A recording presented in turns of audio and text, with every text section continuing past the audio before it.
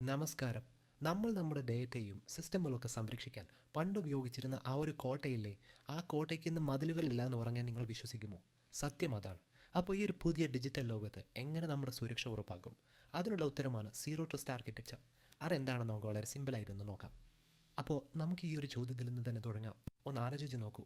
നിങ്ങളുടെ ഇപ്പോഴത്തെ security system ശരിക്കും ഈ മതിലുകളില്ലാത്ത ഒരു ലോകത്തിന് വേണ്ടി ഉണ്ടാക്കിയതാണോ? പണ്ടത്തെ ആ ഒരു സുരക്ഷാ മതിൽ വെച്ചിട്ട് ഇന്നത്തെ ഈ അതിരുകളില്ലാത്ത ലോകത്തെ നേരിടാൻ പറ്റുമോ?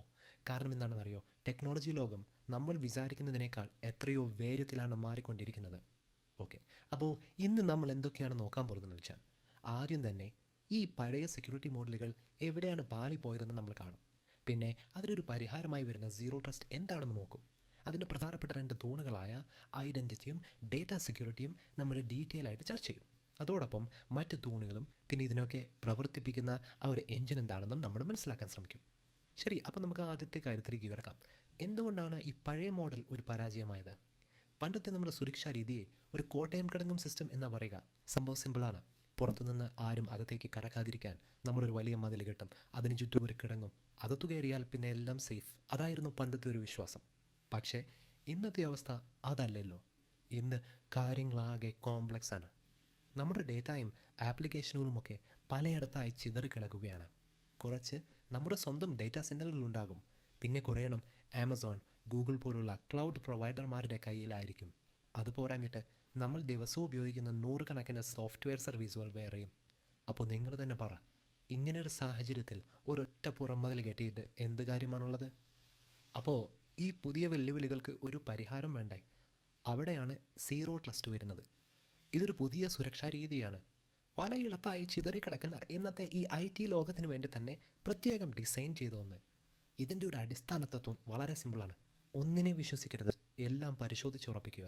അതായത് നിങ്ങളുടെ നെറ്റ്വർക്കിനകത്തുള്ള ആളായാലും ശരി, പുറത്തുള്ള ആളായാലും ശരി, ആരെയും അന്ധമായി വിശ്വസിക്കരുത്. അതാണ് ഇതിൻ്റെ കാതൽ. ഇവിടെയാണ് ഏറ്റവും വലിയൊരു മാറ്റം വരുന്നത്. സീറോ ട്രസ്റ്റ് തുടങ്ങുന്നത് തന്നെ ഒരു നെഗറ്റീവ് ചിന്തയിൽ നിന്നാണ്. അതായത് നമ്മുടെ സിസ്റ്റത്തിൽ ആരെങ്കിലും നുഴഞ്ഞു കയറി കഴിഞ്ഞു എന്നൊരു ചിന്ത. അസ്യൂം ബ്രീച്ച് എന്നാണ് ഇതിനെ പറയുക. അതുകൊണ്ട് തന്നെ സിസ്റ്റത്തിനകത്തുള്ള ഒന്നിനെയും നമുക്ക് വെറുതെ വിശ്വസിക്കാൻ പറ്റില്ല. ഓരോ നീക്കവും സംശയത്തോടെ കാണണം, കർശനമായി പരിശോധിക്കുകയും വേണം. ശരി, ഇനി നമുക്ക് സീറോ ട്രസ്റ്റിൻ്റെ അടിസ്ഥാന തൂണുകളിലേക്ക് കടക്കാം. ഇതിലെ ഏറ്റവും പ്രധാനപ്പെട്ട ആദ്യത്തെ തൂണാണ് ഐഡൻറ്റിറ്റി. അതായത് നിങ്ങൾ ആരാണ് ശരിക്കും എന്ന ചോദ്യം. ഒരു സിസ്റ്റത്തിലേക്ക് കയറാൻ ശ്രമിക്കുന്നത് ആരാണെന്ന് കൃത്യമായി തിരിച്ചറിയുക. അതാണ് ഒന്നാമത്തെ പടി. ഇതെങ്ങനെയാ ചെയ്യാമെന്നല്ലേ? വെറുതെ ലോഗിൻ ചെയ്യുമ്പോൾ മാത്രമല്ല, നിങ്ങൾ സിസ്റ്റത്തിനുള്ളിൽ ചെയ്യുന്ന ഓരോ ചെറിയ കാര്യത്തിനും സിസ്റ്റം വീണ്ടും വീണ്ടും ചോദിക്കും, ഇത് നിങ്ങൾ തന്നെയാണോ എന്ന്. തീർച്ചയായും ബയോമെട്രിക്സ് പോലെയുള്ള ശക്തമായ മൾട്ടി ഫാക്ടർ ഒതൻറ്റിക്കേഷൻ ഉപയോഗിക്കും. അതോടൊപ്പം വളരെ പ്രധാനപ്പെട്ട ഒരു കാര്യമുണ്ട്. നിങ്ങൾക്കൊരു ജോലി ചെയ്യാൻ എന്ത് അധികാരം വേണോ അത് മാത്രം തരും, ഒരു തരി കൂടുതൽ തരില്ല. ഇതിനെയാണ് ലീസ്റ്റ് പ്രിവിലേജ് എന്ന് പറയുന്നത്. ഓക്കെ, അപ്പോൾ ഐഡൻറ്റിറ്റി നമ്മൾ ഉറപ്പിച്ചു. കഴിഞ്ഞോ? ഇല്ല. അടുത്ത ഏറ്റവും പ്രധാനപ്പെട്ട തൂണാണ് ഡേറ്റ. കാരണം എന്താ, അവസാനം നമ്മൾ എന്തിനാണ് ഈ സംരക്ഷിക്കാൻ ശ്രമിക്കുന്നത്? നമ്മുടെ ഡേറ്റയെ തന്നെയാണല്ലേ. അപ്പോൾ സീറോ ട്രസ്റ്റിൻ്റെ യഥാർത്ഥ ലക്ഷ്യം എന്ന് പറയുന്നത് ഈ ഡേറ്റയെ സംരക്ഷിക്കുക എന്നതാണ്. ഇവിടെ നമ്മൾ ശ്രദ്ധിക്കേണ്ട വളരെ പ്രധാനപ്പെട്ട ഒരു കാര്യമുണ്ട്.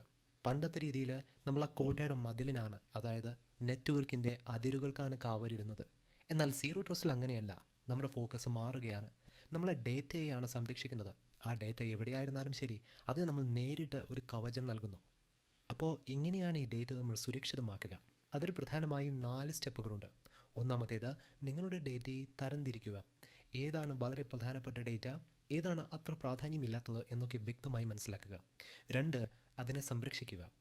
എൻക്രിപ്ഷൻ പോലെയുള്ള ടെക്നിക്കുകൾ ഉപയോഗിച്ച് ആർക്കും വായിക്കാൻ പറ്റാത്ത രീതിയിലാക്കുക. 3, ആർക്കൊക്കെ ഇത് കാണാം, ഉപയോഗിക്കാം എന്ന് വളരെ കർശനമായി നിയന്ത്രിക്കുക. ഡേറ്റയുടെ പ്രാധാന്യം അനുസരിച്ച് മാത്രം ആക്സസ് കൊടുക്കുക. ഇനി 4-മത്തേത്, ഒരു പക്ഷേ ഏറ്റവും പ്രധാനപ്പെട്ടത്, ഈ ഡേറ്റയെ എപ്പോഴും നിരീക്ഷിച്ചുകൊണ്ടേയിരിക്കുക.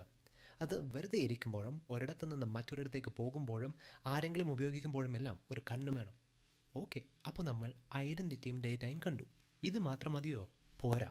ഒരു സമ്പൂർണ്ണ സീറോ ട്രസ്റ്റ് സിസ്റ്റം ഉണ്ടാക്കാൻ വേറെയും ചില തൂണുകളുണ്ട്. നമുക്കവ എന്തൊക്കെയാണെന്ന് പെട്ടെന്ന് നോക്കിയിട്ട് വരാം. പ്രധാനമായും 3 കാര്യങ്ങളാണ് ഇതിൽ വരുന്നത്. ഒന്ന്, ഉപകരണങ്ങളുടെ സുരക്ഷ.